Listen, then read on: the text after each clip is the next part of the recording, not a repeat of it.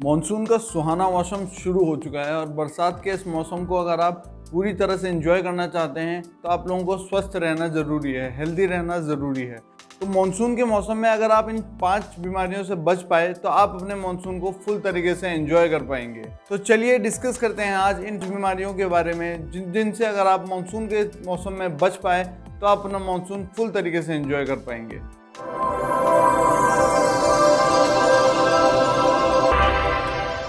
Hello दोस्तों, नमस्कार। मैं डॉक्टर यज्ञ सकलानी हाजिर हूँ आप लोगों के सामने, आप लोगों के इस चैनल पे, जिसका नाम है मेडिसिनॉल। जिन 5 बीमारियों को आज हम डिस्कस करने वाले हैं ये मेजरली 2 कैटेगरीज में आती हैं। एक जो कि वाटर कंटेमिनेशन के कारण होती हैं या फिर गंदे पानी की वजह से होती हैं, और दूसरी जो कि मॉस्किटोज के कारण होती है, मच्छरों के कारण होती है, जो कि खड़े पानी में जन्म लेते हैं। तो मॉनसून के मौसम में जो पहली बीमारी है जिससे आपको बच के रहने की ज़रूरत है वो है फूड पॉइजनिंग। फूड पॉइजनिंग के साथ साथ आपको एक और बीमारी है, वो भी काफ़ी कॉमन और सिमिलर है इस फूड पॉइजनिंग से, उससे भी आपको बच के रहने की ज़रूरत है, वो है टाइफॉइड। तो ये जो फूड पॉइजनिंग और टाइफॉइड है, जो इनका कॉज है वो एक तरीके से एक सिमिलर ही है, इसलिए मैंने इन दोनों को एक साथ बोल दिया। फूड पॉइजनिंग और टाइफॉइड ये गंदे पानी या गंदे खाने से हो सकता है। खाना ज़्यादातर बॉइल्ड होता है या फिर पका हुआ होता है, तो खाने से इतनी ज़्यादा दिक्कत नहीं होती जो कुक्ड फूड होता है। अगर आप स्ट्रीट शॉप्स में खा रहे हैं या फिर छोटे रेस्टोरेंट्स में खा रहे हैं तो वहाँ आरओ का वाटर नहीं मिल पाता हमको, तो वो जो रनिंग वाटर या टैप वाटर होता है वो थोड़ा कंटेमिनेटेड हो सकता है और इस कारण आपको फूड पॉइजनिंग या टाइफॉइड की दिक्कत सामने आ सकती है। फूड पॉइजनिंग का कोई एक स्पेसिफिक कॉज नहीं है, जैसे कि टाइफॉइड का एक स्पेसिफिक ऑर्गेनिज्म है सैल्मोनेला टाइफी, इससे टाइफॉइड होता है। लेकिन फूड पॉइजनिंग का कोई एक स्पेसिफिक ऑर्गेनिज्म नहीं है, अलग अलग टाइप के बैक्टीरिया वायरसेस से ये हो सकता है। लेकिन इनसे बचने का तरीका काफ़ी हद तक सिमिलर है कि आप आरओ का पानी पीजिए, साफ पानी पीजिए या बॉइल्ड वाटर पीजिए, अच्छा खाना खाइए, कोई कंटेमिनेटेड फूड मत खाइए, कोई बासी खाना मत खाइए या किसी ऐसी जगह पे मत खाइए खाना जहाँ पे गंदगी हो। तो अब हम आते हैं दूसरी पार्ट ऑफ डिजीजेज में या तीसरी बीमारी के ऊपर, जो कि है मॉस्किटो बॉर्न डिजीज और उसका नाम है मलेरिया। तो जैसे कि आपने कॉमनली सुना होगा कि फीमेल एनोफिलीज मॉस्किटो की बाइट से मलेरिया होता है, लेकिन एक्चुअली में ये मॉस्किटो बाइट से नहीं होता। एक्चुअली में जो मॉस्किटो में पैरासाइट होता है जिसका नाम होता है प्लाज्मोडियम, ये प्लाज्मोडियम ट्रांसमिट हो जाता है मॉस्किटो से ह्यूमंस में और फिर ये मलेरिया हमको होता है।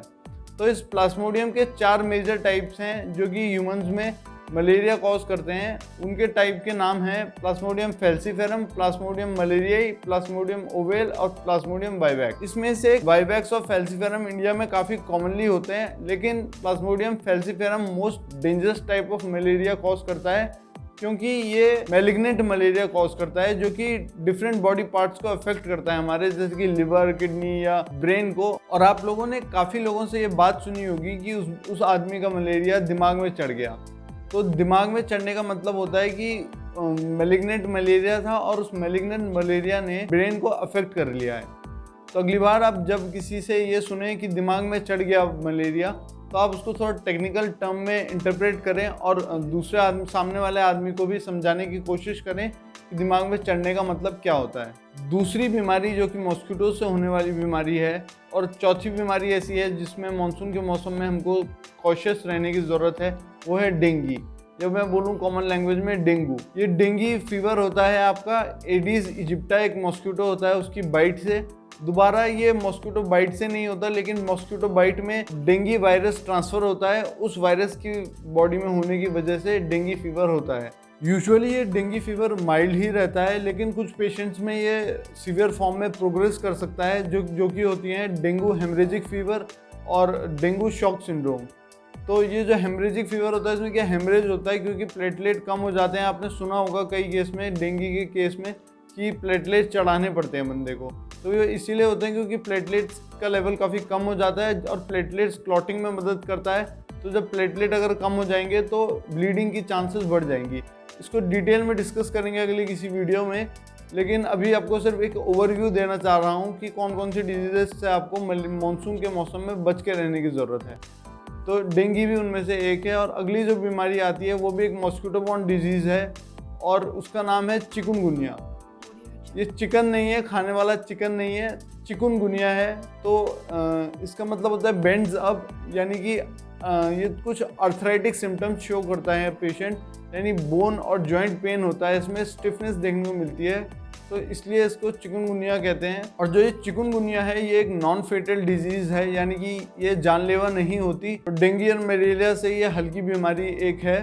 तो इन बीमारियों से बचाव का तरीका क्या है, वाटर बॉर्न डिजीजेस से बचने का तरीका आप लोगों को बताया कि अच्छा पानी पीजिए, साफ़ पानी पीजिए, और हो सके तो बॉइल्ड पानी पीजिए। खाना खाने अगर आप बाहर कहीं खाना खाते हैं तो साफ़ जगह से खाइए, हाइजेनिक जगह से खाइए, प्रॉपरली कुक्ड फूड खाइए, हाफ कुक्ड मत खाइए। इसके साथ साथ मॉस्किटो बॉर्न डिजीजेस से बचने का तरीका आप लोगों को पता है कि मॉस्किटोज जहाँ ब्रीड करते हैं उन जगहों को कम कीजिए, पानी इकट्ठा ना होने दीजिए। अगर आपके बाहर कोई गड्ढा है तो पानी हटा दीजिए या फिर ऑयल का स्प्रे उस पर कर दीजिए। एक इंटरेस्टिंग बात आपको बताता हूँ कि एक मछली आती है गैम्बूजिया, इसका इस्तेमाल काफ़ी जगहों पे बढ़ रहा है। इंडिया में भी काफ़ी जगहों पे हो रहा है और फॉरेन में भी काफ़ी जगहों पे हो रहा है। ये मछली मॉस्किटो के लार्वा पे फीड करती है, तो मॉस्किटो के लार्वा ये मछली खा लेती है, तो उससे मॉस्किटो पॉपुलेशन कंट्रोल में रहती है। तो पॉन्ड्स में ये मछली इंट्रोड्यूस करने से मॉस्किटो पॉपुलेशन को कंट्रोल किया जा सकता है। तो ये तरीका इस्तेमाल हो रहा है। तो इस वीडियो में इतना ही। आशा करता हूँ आप लोगों को ये वीडियो पसंद आई होगी, और अगर पसंद आई तो अपने फ्रेंड्स और फैमिली के साथ इस वीडियो को शेयर कीजिए और उनको भी बताइए कि उनको किन बीमारियों से सावधान रहने की ज़रूरत है, ताकि वो अपना मानसून फुल तरीके से एंजॉय कर पाएँ। तो चलिए मैं चलता हूँ अब। अच्छा, एक और बात कि एक नया वायरस आया है जीका वायरस, जिसका आपने नाम सुना होगा। तो इस जीका वायरस भी मॉस्किटो से ट्रांसमिट होता है, मॉस्किटो से फैलता है। जीका वायरस के बारे में भी डिस्कस करेंगे अगली वीडियो में। तब तक के लिए आप इस चैनल को सब्सक्राइब कीजिए, इस वीडियो को लाइक कीजिए, शेयर कीजिए और कमेंट कीजिए अपने, ताकि आपके फीडबैक्स मुझे मिल पाएँ। तो चलिए मिलते हैं अगली वीडियो में। तब तक के लिए stay home, stay safe, stay fit, stay healthy, and bye bye.